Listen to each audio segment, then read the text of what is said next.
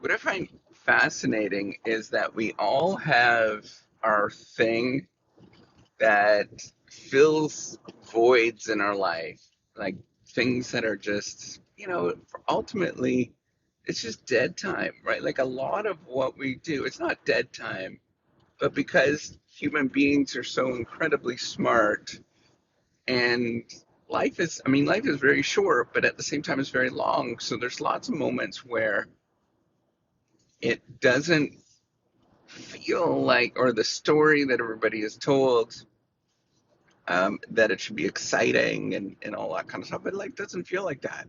So we have things that fill our voids. I was just thinking about, there's a lot of people that abuse drugs, for example.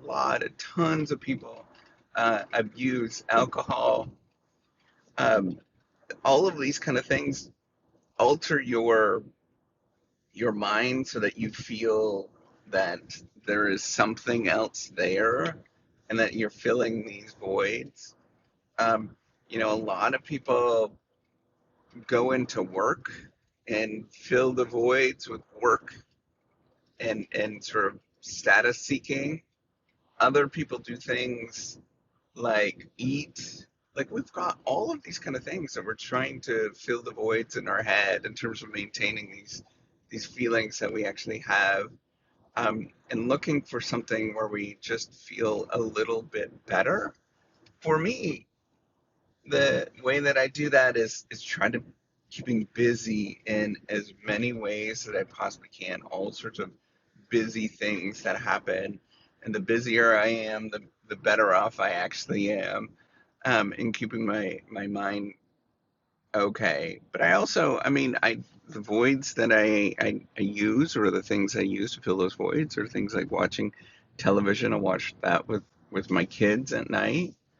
Um, you know, I'll do things like right now I'm learning Italian.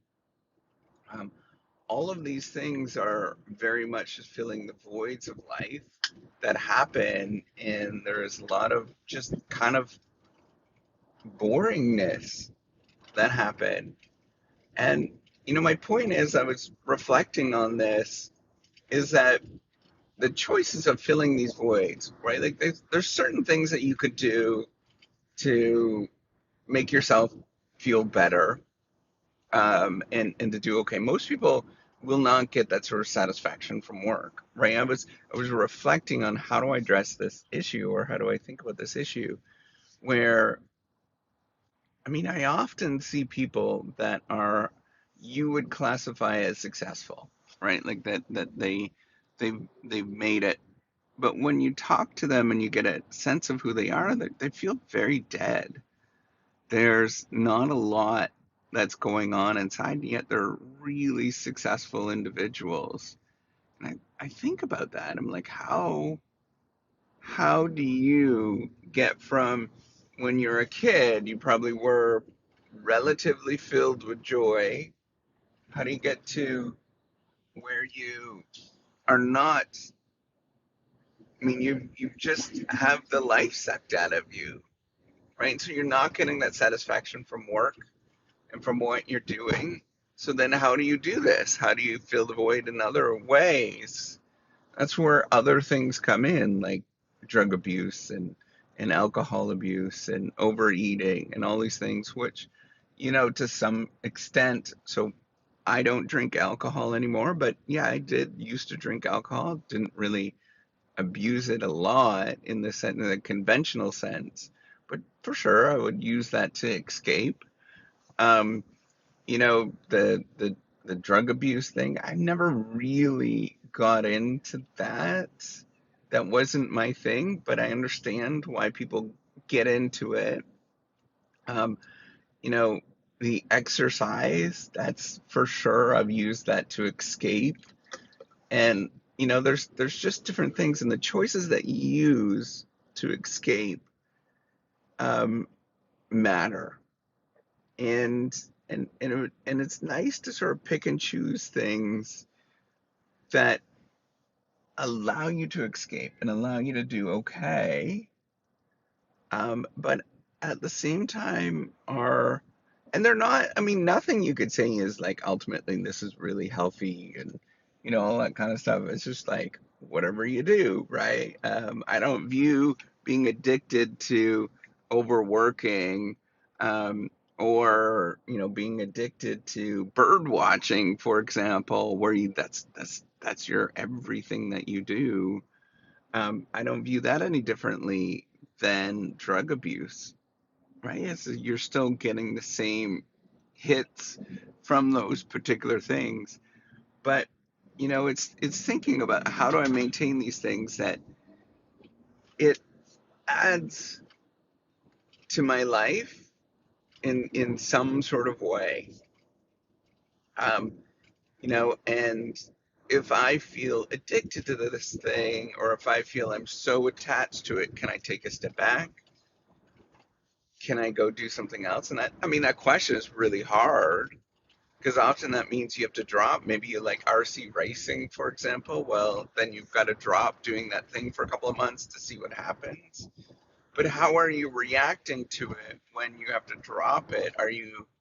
Can you just be like, yeah, obviously you're going to want to do it, but is it going to be so pulling that that it's going to destroy your life? And that's where you have to sort of question what you actually do and how you the sort of things that you use to fill your voids. Is it going to destroy your life if you have to quit this thing? Because I mean, this is what life is about, right? Like you do things temporarily and then you have to quit those things temporarily or maybe forever, right? Like there's some things that you end up doing that you'll never end up doing again, and that should be okay. And in that, I was thinking about that is what is it in your life that you could take a step back from? Um, and when you do it, you feel healthy. Um, and anytime you could take a step back from, and you're not going to feel like whatever, like who cares? Um, I think those are the healthy things. I know that this is kind of beating around the bush, but it's actually really hard to define or think about these kind of things, right? Like addiction, for example, that's a hard thing to define. But then you got to think about, am I happy doing it? Um, does it am I able to step back without having like a total mental breakdown, right? Like essentially where you break down like a little 3-year-old where you're having a panic attack and rolling around on the ground. I mean, if you can step back from it without having that emotional reaction, um, it might be a good thing in your life. And I think you should sort of celebrate those particular things. Now, does it make you feel good inside? Um, Another sort of element to it that I think is challenging.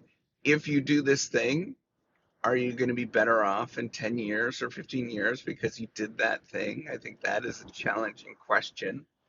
Um, the fact that I'm learning Italian right now, am I going to be better off in 10 years because I learned Italian? Yeah, probably not, right? But it feels good, I guess, at the moment. It's a challenge. Um, Thinking about these kind of things, I want you to sort of reflect on what is it that I can take a step back from that allows me to grow as a human being, um, and at the same time that I just feel pleasure from. And any of those kind of things I think are perfectly fine. And they're healthy to do. They may not add any economic value in your life. Well, that's amazing anyways, right? Because that's what we do as human beings to fill the idle time that we have in our life. All right, take care and have a wonderful day.